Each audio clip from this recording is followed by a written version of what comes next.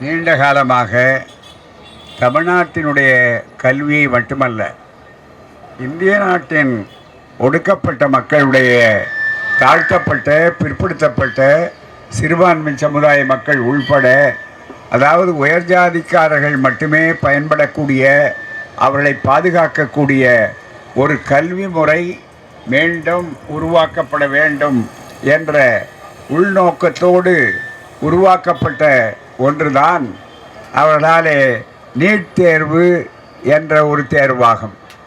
மருத்துவத்திலே, தொழிற்கல்வியிலே தமிழ்நாடு மிகப்பெரிய அளவிலே இருக்கிறது. அது இந்தியாவிலேயே வியப்படையக்கூடிய மாநிலமாக இருக்கிறது. திராவிடம் அதனை செய்து வருகிறது. திராவிட மாடல் ஆட்சி இன்னும் வேகமாக அதனை உச்சக்கட்டத்துக்கு கொண்டு செல்லிருக்கிறது என்பதையெல்லாம் கண்டு பொறுக்க முடியாதவர்கள் தந்தை பெரியார் மண்ணிலே மனு தர்மத்துக்கு இடமில்லை, அதற்கு குலதர்ம கல்வியை இடங்கொதுக்காடு தடுத்த மண் இந்த மண் என்பதையெல்லாம் மனதிலே வைத்து கொண்டுதான் இந்த வாய்ப்பை பயன்படுத்தி கொண்டு நீட் என்ற ஒரு கன்னி வெடியை புதைத்து நம்முடைய இளம் பிள்ளைகளுடைய கனவுகளையெல்லாம் தகர்த்து வரக்கூடியதை எதிர்த்து இந்த போராட்டம் அறிவிக்கப்பட்டிருக்கிறது. இது காலத்தின் கட்டாயம். அது மட்டுமல்ல, இதுதான் சரித்திரத்திலே திருப்பு மையமும் கூட. தமிழ்நாட்டிலே தொடங்கிய எந்த போராட்டமும் இதுவரை தோற்றதாக வரலாறே கிடையாது. அது 1952 வகுப்பு வாரி உரிமை என்பதை ரத்து செய்கிறோம் என்று உச்சநீதிமன்றமே தீர்ப்பு கொடுத்த பிற்பாடு கூட தந்தை பெரியாரும் பேரறிஞர் அண்ணா போன்றவர்களும் தான் தனித்து திராவிட இயக்கம்தான் என்று இந்தியாவிலே, அதுவரை தமிழ்நாட்டிலே மட்டுமே இருந்த ஒரு சமூக நீதி இந்தியாவிலே, இந்தியா முழுவதுக்கும் இருக்கக்கூடிய ஒடுக்கப்பட்ட மக்களுக்கு கிடைக்கக்கூடிய பரவலான பலன் கிடைத்தது. அப்படிப்பட்ட ஒன்று இப்போது அதை எதிர்நோக்கி தான் இந்த போராட்டம் அமைக்கிறோம் என்று சொன்ன நன்றாக புரிந்து கொண்டு, இங்கே அரசியலுக்கு அப்பாற்பட்டு அரசியல் நிலைப்பாடுகளெல்லாம் ஒரு பக்கத்தில் இருந்தாலும் கொள்கை கூட்டணி என்பது மிக முக்கியம். கொள்கைக்காகத்தான் கூட்டணியே தவிர பதவிக்காக கூட்டணி அல்ல என்பதை உணர்ந்து திராவிடர் கழகம் வேண்டுகோள் விடுத்த நேரத்தில் இன்னொரு 2-3 நாளிலே நம்முடைய அதற்கு சிறப்பாக ஏற்று எல்லோரும் கலந்து கொள்ளுங்கள். இது தமிழ்நாட்டிலே சென்னை தலைநகரத்திலே மட்டும் நடைபெறவில்லை தோழர்களே. தமிழ்நாடு முழுக்க சென்னையிலே தொடங்கி எல்லா இடங்களிலும் தொடங்கி திருத்தணியிலே தொடங்கி கன்னியாகுமரி வரையிலே தமிழ்நாடு முழுவதும் நடப்பதிலே இங்கே எத்தனை கட்சிகள் கலந்து கொண்டிருக்கிறார்களோ அத்தனை தோழர்களும் அத்தனை கட்சிகளும் கலந்து கொண்டு போராட்டம் வெற்றிகரமாக நடந்து கொண்டிருக்கிறது. இந்த போராட்டம் இதோடு வெற்றி பெற்று வரக்கூடிய போராட்டமா என்றால் இல்லை. இந்த போராட்டம் ஒரு துவக்கமே தவிர இது முடிவல்ல. இனிமேல் போகக்கூடிய அளவிற்கு இது எத்தனை வேகப்படுத்தப்படுகிறது என்பதை எதிரிகள் முடிவு செய்ய வேண்டும், நாங்கள் அல்ல. அதுதான் மிக முக்கியம். இந்த கொள்கை எதிரிகள் முடிவு செய்ய வேண்டும். அப்படிப்பட்ட ஒரு அருமையான சூழலை உணர்ந்து இங்கே வந்து திராவிட முன்னேற்றக் கழகத்தினுடைய தலைவர் அவர்கள் அதற்கு சிறப்பாக ஆதரவு கொடுத்தார்கள். அதுபோலவே மிக முக்கியமாக இருக்கக்கூடிய அளவில் மதிமுகவினுடைய தலைவர் அவர்கள் அங்கே வந்து சார்பார்கள். அதன் சார்பாக திராவிட முன்னேற்றக் கழகத்தின் சார்பாக ஒரு அறிவிப்பை கொடுத்து அதற்கு சார்பாக இங்கே செய்தி தொடர்பு குழு தலைவராகவும் சீரிய கொள்கை வீரருமாக இருக்கக்கூடிய அருமை சகோதரர் TKS இளங்கோவன் அவர்களே, அதுபோல சிறப்பாக இங்கே திராவிட முன்னேற்றக் கழகத்தினுடைய அரசியல் ஆய்வு மைய செயலாளர், மறுமலர்ச்சி திராவிட முன்னேற்றக் கழகத்தினுடைய அரசியல் ஆய்வு செயலாளர் தோழர் ஆவடி அந்தரிதாஸ் அவர்களே, இந்திய கம்யூனிஸ்ட் கட்சியினுடைய தென் சென்னை மாவட்ட தலைவர் தோழர் SK சிவா அவர்களே, அதுபோல் CPM அதனுடைய மத்திய சென்னை மாவட்ட செயலாளர் அன்புக்குரிய தோழர் G செல்வா அவர்களே, இந்திய யூனியன் முஸ்லீம் லீக் தலைமை நிலைய செயலாளர் தோழர் KM நிஜாமுதீன் அவர்களே, மனிதநேய மக்கள் கட்சியினுடைய துணை பொதுச் செயலாளர் தோழர் யாக்கூப் அவர்களே, மனிதநேய ஜனநாயக கட்சி மாநில துணை செயலாளர் அரிமா அசாருதீன் அவர்களே, SDBPI மாநில பொதுச் செயலாளர் AK கரீம் அவர்களே, திராவிட இயக்க தமிழர் பேரவையினுடைய துணை பொதுச்சாளர் தோழர் உமா அவர்களே, பொதுப்பள்ளிக்கான மாநில மேடை பொதுச் செயலாளர் தோழர் பிரின்ஸ் கஜேந்திர பாபு அவர்களே, சிறப்பாக அனைவரையும் வரவேற்ற கழகத்தினுடைய துணை பொதுச் செயலாளர் வழக்கறிஞர் மதிவதனி அவர்களே, தொடக்க உரை ஆற்றி இதனை தொடங்கி வைத்து இந்த வேகாத வெயிலிலும் இதுவரையில் இருக்கக்கூடிய அருமை தோழர்கள் அவர்களையெல்லாம் இருக்கக்கூடிய தொடக்க உரை ஆற்றிய கழக துணைத் தலைவர் கவிஞர் பூங்குன்றன் அவர்களே, மற்றும் இந்த நிகழ்ச்சியிலே கலந்து கொள்கிற அருமை தோழர்களே, போராட்ட வீரர்களே, கட்சிகளுக்கு அப்பாற்பட்டு இவ்வளவு சிறப்பாக வந்து குழுமி இருக்கக்கூடிய ஊடக நண்பர்களே, உங்கள் அனைவருக்கும் என்னுடைய அன்பான வணக்கம். இந்த கட்சிகளுக்கு நாம் வேண்டுகோள் விடுத்த உடனே வந்த தலைவர்கள், திராவிட முன்னேற்ற கழக தலைவரில் இருந்து அத்துணை கட்சி தலைவர்களுக்கும் திராவிடர் கழகம் தலை சார்ந்த நன்றியை தெரிவித்துக் கொள்கிறது. இந்த மாதிரி போராட்டம் என்று சொன்னால் எப்படி ஒரு தீப்பிடித்து எரிகிற நேரத்தில் வேக வேகமாக வந்து தீயை அணைக்க வேண்டும் என்பதற்கு கடமை உணர்வோடு வருவார்களோ, அதுபோல இத்தனை கட்சிகளுடைய ஆதரவோடு அமைப்புகளும் ஏராளமாக கலந்து கொள்கின்றன. அத்தனை பேருக்கும் திராவிடர் கழகம் என்ற இந்த சமுதாய இயக்கத்தின் சார்பாக தந்தை பெரியார் அவர்களுடைய மூச்சு பேச்சு, அந்த கொள்கையினுடைய முக்கிய அடிநாதமே சமூக நீதி என்பதை காப்பதற்காக கட்டியிருக்கின்ற ஒற்றுமை களம் இதிலே தெளிவாக இருக்கிறது. ஆகவே கட்சிகளுக்கு அப்பாற்பட்டு வந்திருக்கிற தோழர்களுக்கு நன்றி செலுத்துகிறேன். அடுத்து என்னுடைய உரையிலே சில குறிப்பிட்ட கருத்துக்கள் மிக முக்கியமானது. இங்கே பேசிய நண்பர்கள் சொன்ன கருத்தையே நான் திரும்ப சொல்ல வேண்டிய அவசியமில்லை. இது முதல்ல என்ன சொல்லப்பட்டு கொண்டு வரப்பட்டது, அவருடைய நோக்கம் உள்நோக்கம் வேற. ஆனால் வெளியில் அவர்கள் சொன்ன கருத்து என்னன்னா, இதுவரையில் ஊழல் நடந்து விட்டது. அது மட்டுமல்ல, வெளிப்படைத்தன்மை இல்லை. தகுதி திறமை உள்ள பாதுகா அதிக மார்க் வாங்கின பிள்ளைகளையே சேர்க்கணும். நான் என்னுடைய பிள்ளைய குறைஞ்ச இடத்துல போய் டாக்டர் ஆக்குவேனா என்றெல்லாம் விஷமத்தனமான ஒரு தவறான கொள்கையை அவர்கள் பரப்பினார்கள். நம்முடைய சில அறிவுஜீவிகள் இருக்கிறாங்க பாருங்க, அவங்க கூட ஏன் சார் அது ரொம்ப நல்லது தானே சார், நல்ல படிப்பு தானே சார் என்று வழக்கம் போல தங்களுடைய நுனிப்புல் மேய்கின்ற புத்தியை காட்டினார்கள். அதுதான் மிக முக்கியமானது. ஆனால் முதல்ல ஒன்று தெரிந்து கொள்ளணும், வள்ளுவர் சொன்னதை போல நோய் நாடி நோய் முதல் நாட வேண்டும். இது வெறும் மருத்துவ கல்விக்காக கொண்டு வரப்பட்டது அல்ல.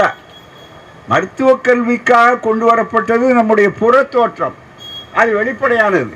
அடிப்படை தோழர் செல்வா போன்றவர்கள், அந்திரிதாஸ் அவர்கள் சொன்னதை போல, பாலாஜி அவர்கள் சுட்டிக்காட்டியதை போல, இது முழுக்க மீண்டும் மனு தர்மத்த ஆட்சியை உருவாக்க வேண்டும் என்பதற்காக எழுகின்ற முயற்சியினுடைய முன்னெடுப்பு, ஒரு வடிவம், ஒரு முகம், அவ்வளோதான். எப்படி முதல்ல ஆச்சாரியார் இந்திய திணித்த நேரத்தில் 1938 ஆட்சியில் வரும்போது என்ன சொன்னார்னா, முதல்ல நாங்கள் இந்தியை கட்டாயப்படுத்துகிறோன்னா, லயலா காலேஜில் பேசும்போது சொன்னார், இந்தியை கட்டாயப்படுத்துகிறோன்னா அது இப்போ இந்தியை எதுக்கு வச்சுருக்கிறோன்னா இந்திக்காக இல்லை, அடுத்து சமஸ்கிருதத்தை கொண்டு வரணும், அதுக்கு வசதியாக இருக்கணுங்கிறதுக்காக இதை கொண்டு வரணும் அப்படின்னு சொன்னோம். அது மாதிரி இந்த நீட் தேர்வு மருத்துவக் கல்விக்காக மட்டுமல்ல, முதல்ல சொன்னார்கள் மருத்துவ கல்விக்காக என்று சொல்லி. ஆனால் அதை அடுத்து பார்த்தீர்களானா நண்பர்களே, ஒரு அக்டோபஸ் என்ற எட்டுகால் பிராணி எப்படி கல்வியை அப்படியே அழுத்தி போடுகிறதோ அதே போலத்தான் இதை ஆக்கினார் என்பதற்கு உங்களுக்கு ஞாபகப்படுத்துகிறேன். ஏன்னா சில விஷயங்களில் இங்கே தோழர்கள் மிக முக்கியமாக எல்லாவற்றையுமே இங்கே எடுத்து மற்ற தோழர்கள் சொன்னார்கள். நான் சொன்னது பாலாஜி அவர்கள் அழகாக சொன்னார். இங்கே இருக்கிற பேச்சாளர்கள் மட்டுமல்ல, எதிரே உட்கார்ந்துருக்கிறவங்க கூட பார்த்தீங்கன்னா நீட் தேர்வுடைய கொடுமை தவறு பற்றி சொன்னால் சாதாரண ஆட்கள் கூட இப்போ சொல்ல ஆரம்பித்தாங்க. தாய்மார்கள் சொல்கிறாங்க, ஏன்னா அனுபவிக்கிறாங்க. அதனால் அவங்க மணிக்கணக்காக பேசிகிட்டு இருப்பாங்க. ஆனால் இவ்வளோ நேரம் வெயில் இருக்குது, மற்றது இருக்குது, என்னுடைய பேச்சை கூட நீளக்கூடாது என்று நான் நினைக்கிறேன். அதனால் விரிவாக சொல்ல வேண்டிய அவசியமில்லை. இது அறிவார்ந்த அரசாங்கம். ஊடக நண்பர்கள் இருக்கிறார்கள், பரப்புவதற்கு அவர்கள் விருப்பப்பட்டால் பரப்புவார்கள், அவ்வளவுதான். அந்த மாதிரி இருக்கக்கூடிய அளவில் இருக்கக்கூடிய வாய்ப்பை பெறும்போது அப்படிப்பட்ட ஒரு சூழ்நிலை இருக்கிறது. எனவே தான் அந்த வகையில் நீட் தேர்வு மட்டும் இங்கே வரல. முதல்ல என்ன பண்ணாங்க, கொஞ்சமாக கதவு திறந்து முதல்ல அந்த திருடன் உள்ளே நுழைஞ்சு பார்க்கும்போது யாராவது இருக்காங்களான்னு முதல்ல ஒரு ஆள் வருவாங்க. அப்புறம் வரிசையாக வர்றத மாதிரி இந்த மனு தர்மம் அமுலாக்க வேண்டும். மனு தர்மம் என்ன? எதை கொடுத்தாலும் ஒடுக்கப்பட்ட மக்களுக்கு, தாழ்த்தப்பட்ட மக்களுக்கு, பெண்களுக்கு படிப்பை கொடுக்கக்கூடாது. அந்த மனு தர்மம் அரசியல் சட்டமாகவில்லையே. இந்த அரசியல் சட்டத்துக்கு பதிலாக டாக்டர் அம்பேத்கர், புரட்சியாளர் அம்பேத்கர் அவர்கள் எழுதிய இந்த அவருடைய முயற்சியினாலே உருவாக்கப்பட்ட அரசியல் சட்டத்துக்கு பதிலாக மனு தர்மம் தான் வந்திருக்க வேண்டும் என்று வெளிப்படையாக தங்கள் கட்சியினுடைய நிலைப்பாடாக சொன்னது ஆர்எஸ்எஸ். அதை யாரும் மறுக்க முடியாது. அதைத்தான் இப்போது மீண்டும் மோடி ஆட்சியின் மூலமாக ஆர்எஸ்எஸ் செய்ய முனைகிறது. அதிலே மிக முக்கியமான குறிப்பு, அவருடைய குறியீடு, அவருடைய இலக்கு எது என்றால் கல்வித்துறை. ஏன்னா கல்வியை அழிச்சிட்டா எல்லாமே தீர்ந்தது. அதுதான் மிக முக்கியமானது. அந்த அடிப்படையில் வரும்போது நண்பர்களே, முதல்ல நீட் தேர்வுன்னு உள்ள நுழைஞ்சிருக்காங்க. அதுவே ஊழல், அதுவே சரியாக நடக்கல. இப்போ நம்ம அதை பற்றி பேசிக்கிட்டு இருக்கிறோம். ஏன்னா அடுத்தது இந்த நீட் தேர்வில் அடுத்தது என்ன, முதல்ல எம்பிபிஎஸ்க்கு ஆரம்பித்தாங்க. அடுத்தபடியாக எந்த கட்டம் போனாங்க, பிஜி. தோழர்கள் சொன்னாங்க இங்கே, அது வந்த உடனே பிஜி போஸ்ட் கிராஜுவேட் மேற்பட்ட படிப்புக்கு போனாங்க. அப்புறம் அதுக்கு மேலே எம்டி, அது மாதிரி இருக்க சூப்பர் ஸ்பெஷாலிட்டி, அதை தாண்டி போனார்கள். அதையும் தாண்டி ஆகவே எல்லாத்துலேயும் முழுக்க இந்த அக்டோபஸ் மாதிரி உள்ள நுழைஞ்சி, ஒட்டகம் உள்ள நுழைஞ்ச மாதிரி மற்ற மாதிரி மிகப்பெரிய ஆபத்தை உண்டாக்கி நீட் யூஜிசி. அதுக்கடுத்து நீட்டில் வந்தவுடனே மேற்பட்ட படிப்பு வந்திருக்கிற போது மேற்பட்ட படிப்பில் தகுதி என்ன வந்தாங்கன்னா, சுப்ரீம் கோர்ட்டே கேட்ட கேள்வி சாதாரணமல்ல. என்னன்னா, அப்போ 0 இருந்தாலும் பரவாயில்ல, அப்போ உன் தகுதி திறமை வெட்கத்தோடு நீயே ஒப்புக்கொண்டு விட்டார்கள், நீங்களே ஒப்புக்கொண்டு விட்டீர்கள், தகுதி திறமை தோல்வி என்று அவர்களே சொல்கிறார். 0 மார்க் வாங்கினா கூட பிசியில் சேர்க்கலாம், அந்த தகுதி திறமை வாய்ப்புகள் வந்திருக்கிறதுன்னு சொல்லி முதல்ல அவர்கள் சொன்னதை, அவர்கள் வாந்தி எடுத்து அவர்கள் உண்டதை அவர்களே எடுத்து சாப்பிட்ற மாதிரி அசிங்கமாக போடும். அதை மறுக்க முடியுமா? ரெண்டாவது, அந்த நீட் தேர்வில் இருந்தவுடனே சட்டக்கல்லூரிக்கு வந்தாங்க. சட்டக்கல்லூரிக்கு வந்த உடனே கிளாட், சிஎல்ஏடி கிளாட்டு, அப்புறம் அதே இன்னொன்று ஏஎல்ஏடி லெட். சட்டக்கல்லூரிக்கு தொழிற்படிப்பு ஒன்று ஒன்றா வருது பாருங்க. மருத்துவம், அப்புறம் இது. அதுக்கு அடுத்தது பார்த்தீங்கன்னா பொதுக்கல்வியில் நுழைஞ்சாங்க. பொதுக்கல்வியில் என்ன, நீட்டுக்கு அடுத்தது கியூட். அதுதான் மிக முக்கியம். சாதாரண பிஏ எம்ஏ இந்த மாதிரி கல்லூரிக்கு போகிறதுக்கு முன்னால் கியூட் எழுதணும். அப்புறம் எதுக்கு மிக முக்கியமாக +2 படிப்பு எதுக்கு, அதுக்கு எதுக்காக மேல்நிலை பள்ளிகள், எதுக்காக உயர்நிலை பள்ளிகள், இது அத்தனையும் அறிவார்ந்த கேள்விகள். ஒழுக்கம் உள்ளவர்களாக இருந்தால் பதில் சொல்ல வேண்டும் இதற்கு நேராக. இது ஏதோ நமக்கு விருப்பம் இல்லை, பெற்றோர்களுக்கு கவலை இல்லை. பல நேரங்களிலே அவர் பெற்றோர்களே இந்த தூக்கில் தொங்கின தற்கொலை செய்து கொண்ட ஆபத்து இந்த தேர்விலே உண்டு. நீட் தேர்வினால கொடுமையாக நினைப்பதற்கு சொன்னார் சகோதரர் TKS இளங்கோவன் அவர்கள், அருமையாக சொன்னார். இதோட கொடுமை வேற உண்டா என்று அவர்கள் சொன்னார்கள். கியூட் தேர்வு. அப்புறம் எதுக்கு அதை எடுத்தணும். அப்புறம் +2 படித்ததுக்கு என்ன மரியாதை, எதுக்கு 12 ஆண்டு வெறுமே நேரடியாக கோச்சிங் சென்டருக்கு அனுப்பிச்சு கோச்சிங் சென்டருக்காரே டிகிரி கொடுத்துட்டு போகலாமே, மிக முக்கியமாக. ஆகவே அந்த ஆபத்து. அதுக்கடுத்தது மேட், CMAT என்று சொல்லக்கூடிய மேனேஜ்மெண்ட். அதுக்கடுத்து JEE என்ஜினியரிங்கையும் விட்டு வைக்கல, பொறியியல் துறை. ஆகவே JEE அட்வான்ஸ் ஃபார் ஐஐடின்னு ஒன்று இருக்குது. அது என்னென்னா இந்தியன் இன்ஸ்டியூட் ஆஃப் டெக்னாலஜின்னு அதுக்கு பேர் சொல்லுவாங்க. ஆனால் அது ஐயங்கார் இது டெக்னிக்கல், அவ்வளோ அது வேறு ஒன்றுமே கிடையாது. முழுக்க அது மனு தர்மத்தினுடைய பெரிய அது வேற ஒன்றுமே இல்லை. ஆகவே அதற்கு ஒரு சாதாரண, அது நிகர்நிலை பல்கலைக்கழகங்களே அது ஒரு நிகர்நிலை பல்கலைக்கழகம். அப்படிப்பட்ட சூழ்நிலை. அதற்கடுத்தது அது மட்டுமல்ல, கேட் தேர்வுன்னு நீட்டு கேட்டு, அதுக்கடுத்து கேட் தீர்வு என்று இன்ஜினியரிங் துறையில், அப்புறம் கட்டடக்கையல் கட்டடவியல் இருக்கு பாருங்க, அது எல்லாம் கட்டடம் இப்போ ஏராளம். நிறைய இப்போ ஆர்கிடெக்சர் படிக்கிறாங்க. அந்த ஆர்கிடெக்சர் எடுத்தால் அதுலேயும் நேட்டா NATA என்று சொல்லக்கூடியது. ஆக ஐசர், BS, MS, நெக்ஸ்ட்டு MSc என்று டிசைன், ஃபேஷன் டெக்னாலஜியில் NIFT, இப்படி எல்லா துறைகளிலும் அதனுடைய நுழைவு வாயில் மாதிரி வெளியே தெரிகிறது. இப்போ அதிகமான மக்கள் மத்தியில் விவாதிக்கிறது இது மட்டும்தான். ஆனால் அதையெல்லாம் எடுத்து சொல்ல வேண்டும். ஆக ஒட்டுமொத்தமாக சுருக்கமாக சொன்னால், மனு தர்மப்படி ஒடுக்கப்பட்டவர்கள், தாழ்த்தப்பட்டவர்கள், பிற்படுத்தப்பட்டவர்கள், சிறுபான்மையினர், உயர் ஜாதிக்காரர்களை தவிர வேறு யாரும் படிக்க முடியாது. அதுக்காக தான் அரசியல் சட்டத்தினுடைய அடிப்படை தகுதியே குறைத்து என்ன செய்தாங்கன்னா, அங்கே 15 நாளுக்கே ஒரு தவறான விளக்கம் கொடுத்தார்கள். அந்த தவறான விளக்கம் என்னன்னா, ஏழைகளுக்கு இடஒதுக்கீடு 10% சொல்லி உயர் ஜாதிக்காரனுக்கே கொடுக்கக்கூடிய அளவிற்கு, அதுக்கு நீதிபதிகள் மற்றதுக்கு போனால் கேட்பாங்க, மற்றவங்களுக்கு இடஒதுக்கீடு போட்டால் உயர் நீதிமன்றத்தில் உச்ச நீதிமன்றத்தில் போனால் how you got reliable quantum, ஆமாம் மிகப்பெரிய அளவு குவான்டிஃபைடு டேட்டா இருக்கா, அந்த வார்த்தை அவங்க சொல்கிறது குவான்டிஃபைடு டேட்டா அப்படின்னா இதெல்லாம் கணக்கெடுத்துருக்கீங்களான்னு. ஆனால் 10% மட்டும் அந்த கேள்வி கிடையாது. 10 ஆகவே எவ்வளோ பெரிய சூழ்ச்சி, தொடர் சூழ்ச்சியாக, ஒன்றுக்காக மட்டுமல்ல நண்பர்களே, இந்த இயக்கம் போராடுவது பெற்றோர்கள் நமக்கு எதிர்காலத்தையே இருண்ட காலமாக ஆக்கி வைப்பதற்கு முன்னோட்டம்தான், அடிப்படை தான் இந்த நீட். எனவே நீட் தேர்வு என்பது முற்றாக வேரோடும் வேரடி மண்ணோடும் ஒழிக்கப்பட வேண்டிய ஒன்றை தவிர இதிலே காம்ப்ரமைஸ், இதிலே சமாதானம், இதிலே சமரசம் எதுவும் கிடையாது என்பதை நீங்கள் நன்றாக நினைத்து பார்க்க வேண்டும். அது மட்டுமல்ல நண்பர்களே, இன்னொரு பெரிய ஆபத்து நடுவிலே வந்திருக்கிறது. என்ன அந்த ஆபத்து என்று சொன்னால், மிக முக்கியமான நீங்கள் கவனிக்க வேண்டும். அதாவது பல்கலைக்கழகங்கள், மிக முக்கியமான நடத்தி கொண்டிருக்கிற பல்கலைக்கழகங்கள் தான் அவர்களுடைய வாய்ப்பு. மிக முக்கியமாக அந்த பல்கலைக்கழகங்களே இப்போது தேவையில்லை, பல்கலைக்கழகங்கள் தேவையில்லை.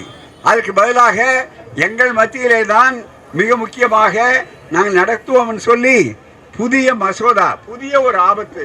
செய்தியாளர்கள், மற்றவர்கள், அறிஞர்கள், கல்வி அறிஞர்கள், நம் வீட்டு தலைவர்களை இதை பற்றி அறிக்கை விட வேண்டும். அதில் கவனத்தை கொண்டு போகணும். ஏன்னா எதையும் முதல்ல கூறுவ பார்வை எங்களுக்கு தான் உண்டு. எங்களுக்கு இந்த வேலையை தவிர வேறு வேலையே கிடையாது எங்களுக்கு.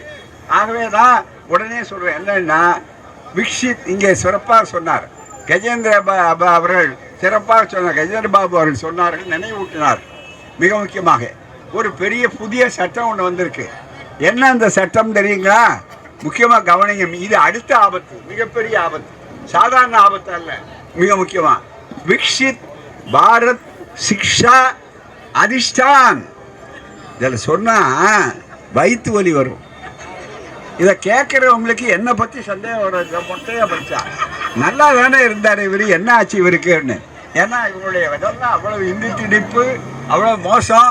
அப்படி வந்திருக்கிற போது மிக முக்கியமாக இந்த விக்ஷித் பாரத் சிக்ஷா அதிஷ்டான் மசோதா, அவர் நாடாளுமன்ற உறுப்பினர், நாளைக்கு பேசுவார் நாடாளுமன்றத்தில் தெளிவாக. அந்த விக்ஷித் அதிஷ்டான் மசோதா அது 25 வந்து என்னன்னா, இப்போ அது கூட்டுக்குழுவில் இருக்குது. கூட்டுக்குழுவெல்லாம் அவங்க கூட்டுக்குழு ஆக்கிக்குவாங்க. அதுதான் மிக முக்கியம். எந்த கூட்டுக்குழுவையும் அவங்க உருப்படியாக பார்த்ததில்லை.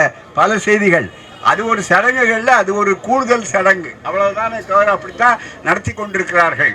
ஏன்னா பந்தியில் பரிமாறுறவன் நம்மளாக இருந்தால் எந்த மூலையில் இருந்தால் என்ன அப்படின்னு ஒரு பழமொழி இருக்கு. அது மாதிரி அவர்கள் ஆளை போட்டு வச்சு அது ஒன்றுமில்லாத ஆக்குவார். அதில் என்னன்னா, முற்றாக இந்த நாடாளுமன்ற குழுவில் இருக்கிறது UGC பல்கலைக்கழக மானிய குழு இருக்கு பாருங்க. அந்த மானிய குழுவில் அண்மையில் ஒரு சொன்னாங்க, இந்த மாதிரி ஒடுக்கப்பட்டவர்கள் வந்த உடனே அதில் போய் அதில் குறிப்பாக தாழ்த்தப்பட்ட சமுதாயம் SC சமுதாயம் சேர்ந்தவர்கள்லாம் வந்தபோது இந்த IIT மாதிரி இருக்கக்கூடிய இடத்துல அனுமதிக்க மாட்டேங்கிறான். எவ்வளவுக்கு அவங்கள மனசு சோர்வு அடைய முடியுமோ அவ்வளவு செஞ்சு தற்கொலைகள் வருது.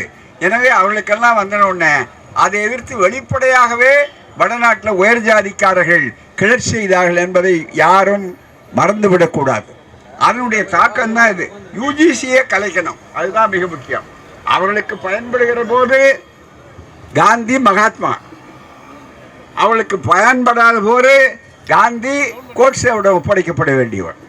இதுதான் அவர்களுடைய தத்துவம், இதுதான் பார்ப்பனியம், இதுதான் ஆரியம். இதை சொல்றதுக்கு எங்களை விட்டால் நாடு இல்லை. அதுதான் ரொம்ப வருத்தத்தோடு சொல்றோம், பெருமையோடு அல்ல.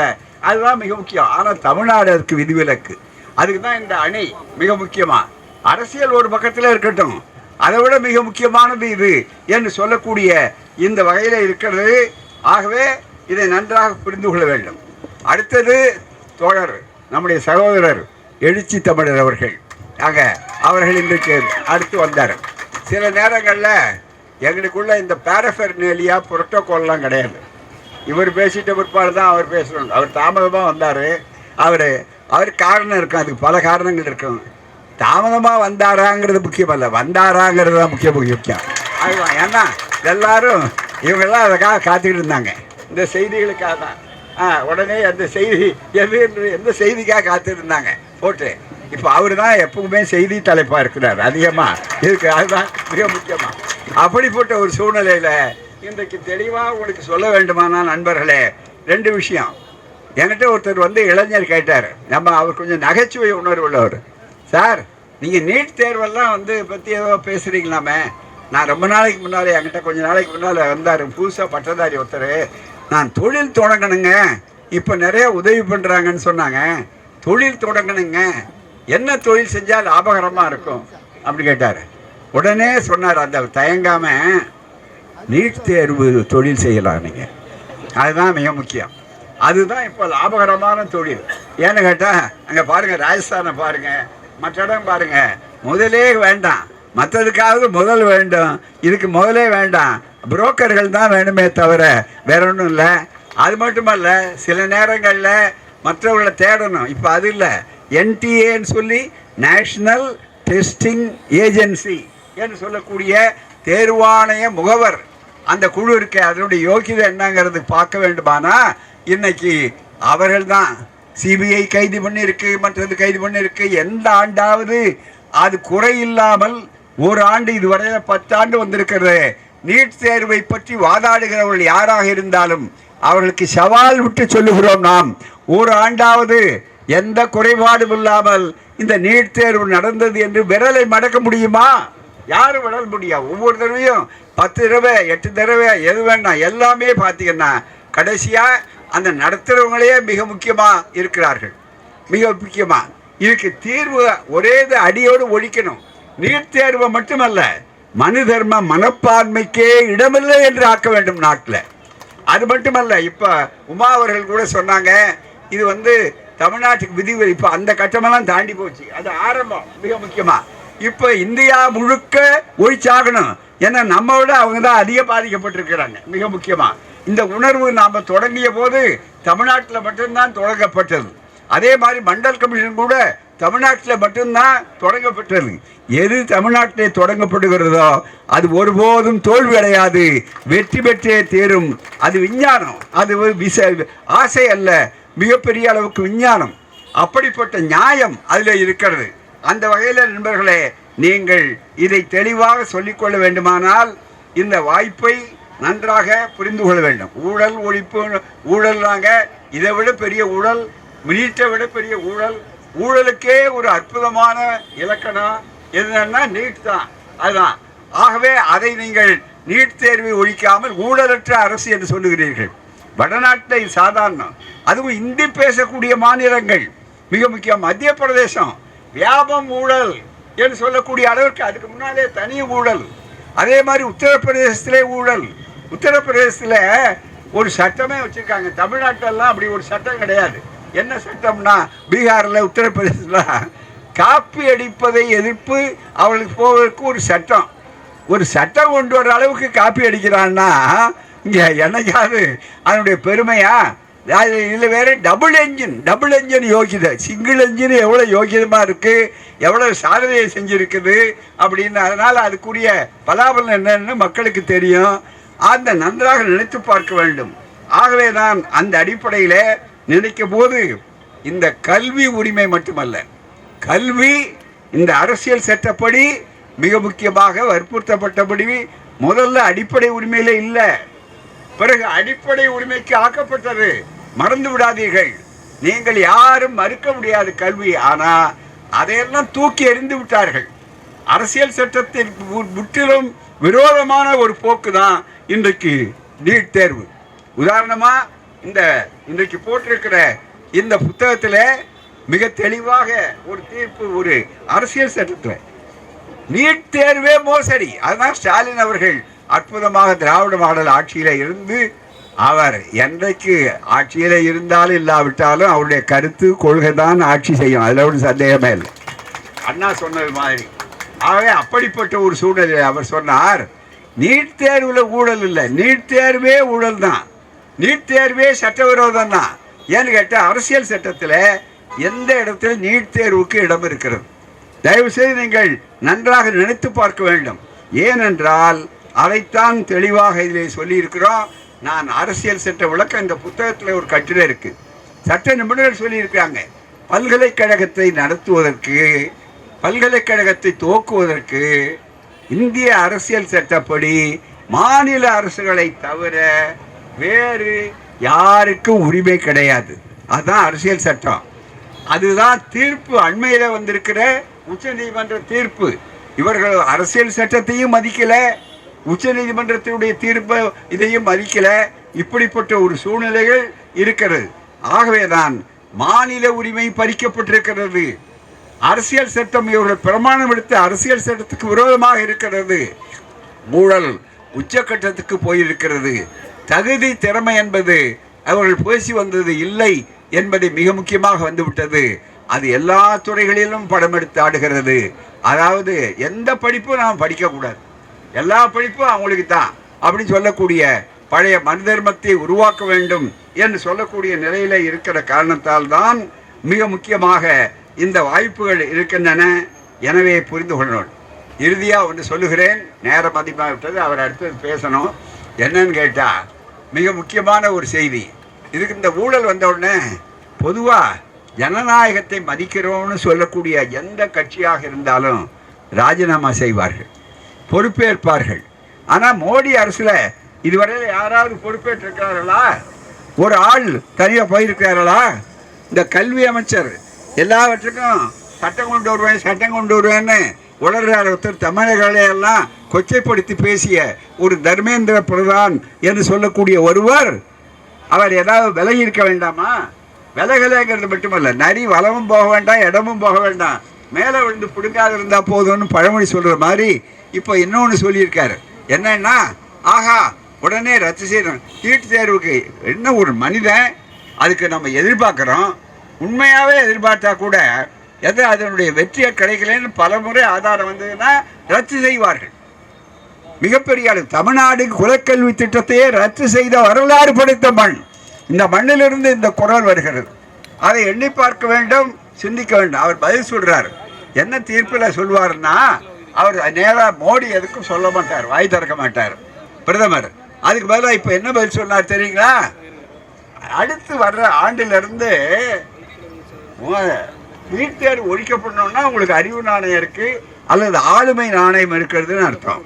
அதை விட்டுவிட்டு முழுக்க முழுக்க என்ன சொல்றாருன்னா, ஆன்லைன் மூலம் தேர்வு நடத்துவோம். ஏயா இதா ஆங்கிலத்தில் ஒரு பழமொழி உண்டு, ரெமடி இஸ் ஒர்ஸ் தன் தி டிசீஸ்ன்னு சொல்லக்கூடாது. அதாவது அந்த சிகிச்சை இருக்க அது மருந்து கொடுக்கறத விட மோசமானது. அப்படிப்பட்டது. மருந்தாவது கொஞ்சம் நாள் கழித்து ஆளை சாகடிக்கும், இந்த சிகிச்சை இருக்க அப்போவே சாகடிக்கும். அதுதான் மிக முக்கியம். அவ்வளோ மோசமான அந்த ஆன்லைனை யார் கொடுப்பான்? ஆன்லைனில் எப்படி ஆன்லைன்னா பெருசாக வந்துடுமா? இப்போ ஆன்லைனில் மற்றதெல்லாம் வருத, அதுக்கு ஆன்லைனில் யாரு கேள்வி கேட்பா? கேள்வி தானே ஆன்லைனில் வரப்போகுது. தயவுசெய்து பதில் சொல்லுங்கள். ஊடக நண்பர்கள் இருக்கார்கள், இந்த கேள்வியை தலைவர்கள் எழுப்பணும், பாராளுமன்றத்தில் எழுப்பணும். ஆன்லைன் வெறுமனே வரும். ஆன்லைனில் கேள்வி கேட்குறவர் தானே செட் பண்ணுவார், கொஸ்டின் பேப்பர் தானே செட் பண்ணி தானே கொடுப்பாரு. இப்போ பிரச்சனையே கொஸ்டின் பேப்பரை செட் பண்ணுறவர் தான் அரெஸ்ட் பண்ணியிருக்கான். அதுவும் 1 வருஷம் 2 வருஷம் இல்லை. சிபிஐ புனேவிலிருந்து நேற்று வந்திருக்கிற செய்தி உங்களுக்கு சொல்லுகிறேன்.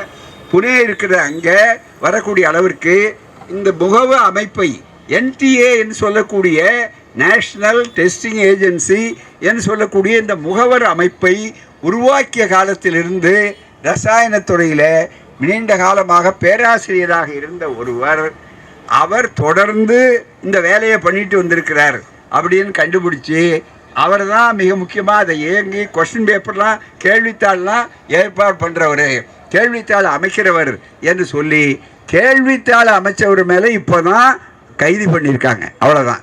ஆனால் என்ன நடக்க போகும்னு தெரியாது. வழக்கம் போல் என்ன நடக்கும்? ஒன்றும் நடக்காது. இப்போ அதானி வழக்கில் அமெரிக்காவில் முடித்த மாதிரி எல்லா விதமான அளவிற்கும் முடிக்கக்கூடும்.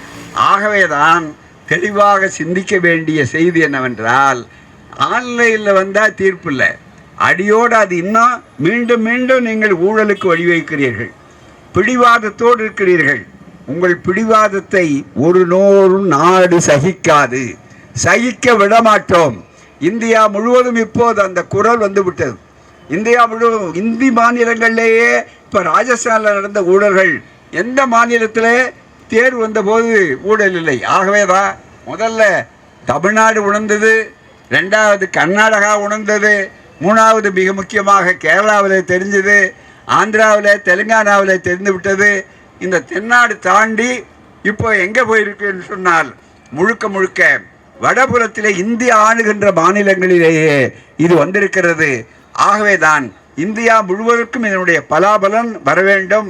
எப்படி மண்டல் கமிஷன் இந்தியா முழுவதும் வந்ததோ, எப்படி சமூக நீதி என்பது இந்தியா முழுவதுக்கும் உரியதோ, அதுபோல இந்தியா முழுவதற்கும் நீட் தேர்வு தேவையில்லை.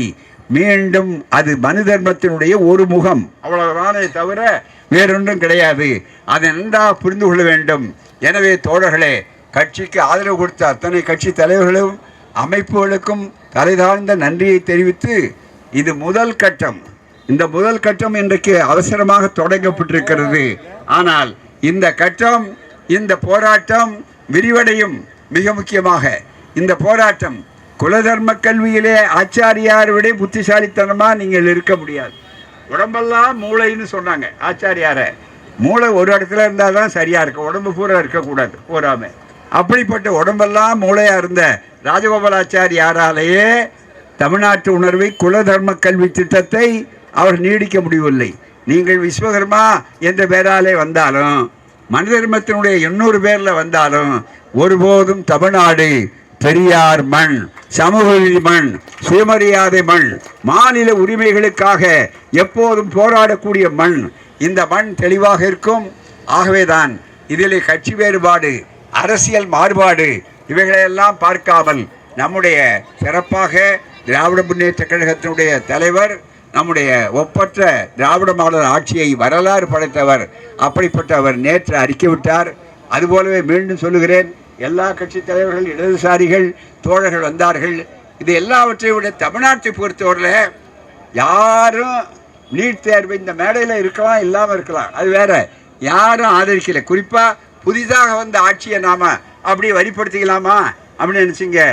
அவர் தெளிவாக ஒரு முதல்வர் ஒரு தெளிவாக அதற்கு எதிராகவே ஒரு அறிக்கையை கொடுத்து தங்களுடைய நிலைப்பாடு நீட் தேர்வு எதிர்ப்பு தான் சொன்னோம். முதல்வருக்கு நன்றி செலுத்துகிறோம். அதுதான் மிக முக்கியம். ஆகவே தான் இதில் கட்சி கண்ணோட்டம் கிடையாது, அரசியல் கண்ணோட்டம் கிடையாது, சமூக நீதி கண்ணோட்டம் தான், மாநில உரிமைகள் கண்ணோட்டம் தான். ஆகவே தான் ஒன்றுபடுவோம், வென்று காட்டுவோம். இதுதான் ஒன்றுபடுவோம், வென்று காட்டுவோம். கோஷங்கள் கொடுங்கள். ஒன்றுபடுவோம், வென்று காட்டுவோம், வென்று காட்டுவோம்.